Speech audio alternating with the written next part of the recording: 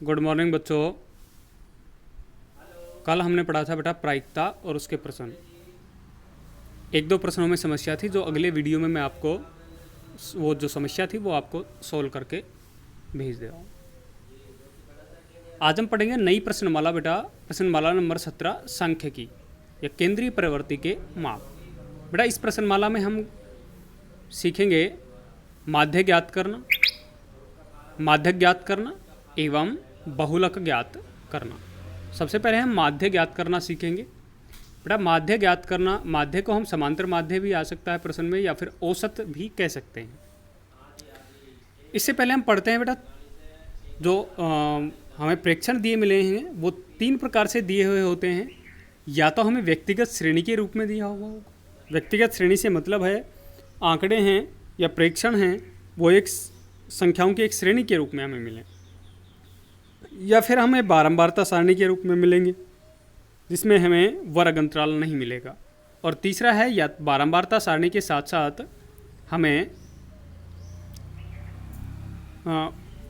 बारंबारता सारणी के साथ साथ बेटा हमें वर्ग अंतराल में भी मिले। तो यदि व्यक्तिगत श्रेणी दी हुई हो तो समांतर माध्य ज्ञात करने का सूत्र होता है बेटा प्रेक्षणों का योग बटा प्रेक्षणों की संख्या। यदि बारंबारता सारणी हो और उसमें वर्ग अंतराल नहीं हो तो बेटा समांतर माध्य का सूत्र होता है sigma f i x i upon sigma f i. X i बेटा प्रेक्षणों को दर्शाता है और एफ आई होता है उनकी बारंबारता होती है। हम सबसे पहले एफ आई और एक्स आई को बेटा गुणा करेंगे और उसके बाद सिग्मा का मतलब होता है जोड़ करना। तो एफ आई एक्स आई का जो गुणा करेंगे उन सभी का हम क्या करेंगे, जोड़। और उसके बाद हम बारंबारताओं का योग करेंगे, दोनों का विभाजित करेंगे तो हमें समांतर माध्य प्राप्त होगा। हम समांतर माध्य को बेटा एक्स आई बार से भी लिख देते हैं। तीसरा, यदि हमें वर्ग अंतराल वाली बारंबारता सारणी दी हो तो उसकी सहायता से हम समांतर माध्य किस प्रकार से ज्ञात करें। सूत्र बेटा वही रहता है जैसा बारंबारता सारणी में ज्ञात किया, लेकिन इसमें एक्स आई का मान नहीं होता। आप बारंबारता सारणी देखोगे इसमें हमें वर्ग अंतराल मिलेगा एक्स आई की जगह। तो हमारा पहला काम होगा हम वर्ग अंतराल की सहायता से एक्स आई का मान ज्ञात करें। और एक्स आई के मान ज्ञात करने का सूत्र होता है बेटा वर्ग अंतराल की उच्च सीमा प्लस वर्ग अंतराल की निम्न सीमा बटा 2।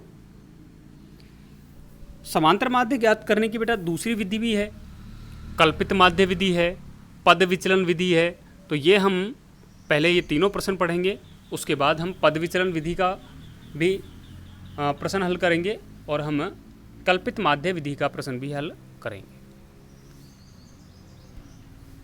आज हम पढ़ेंगे प्रश्नमाला नंबर 17.1 के उदाहरण।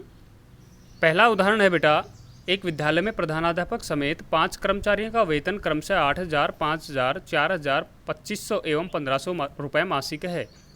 विद्यालय में कर्मचारियों का औसत मासिक वेतन ज्ञात कीजिए। बेटा विद्यालय में 5 कर्मचारी हैं, उनका वेतन हमें दिया गया है, हमें उनका मासिक वेतन ज्ञात करना है।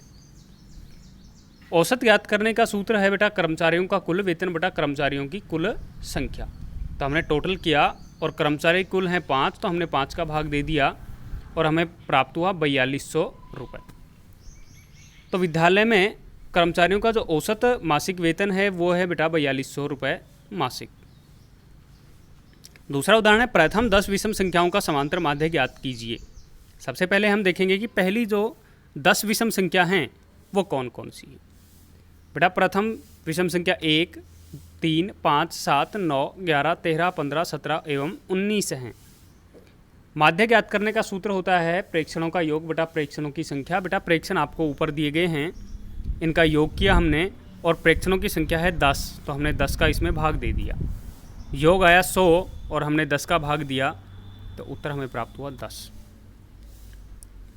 तो प्रथम 10 विषम संख्याओं का समांतर माध्य बेटा 10 होगा। अगला प्रश्न है 8 क्रमागत विषम संख्याओं का औसत 16 है, तो संख्याएं ज्ञात कीजिए। बेटा हमें 8 क्रमागत विषम संख्याओं का औसत दे दिया 16।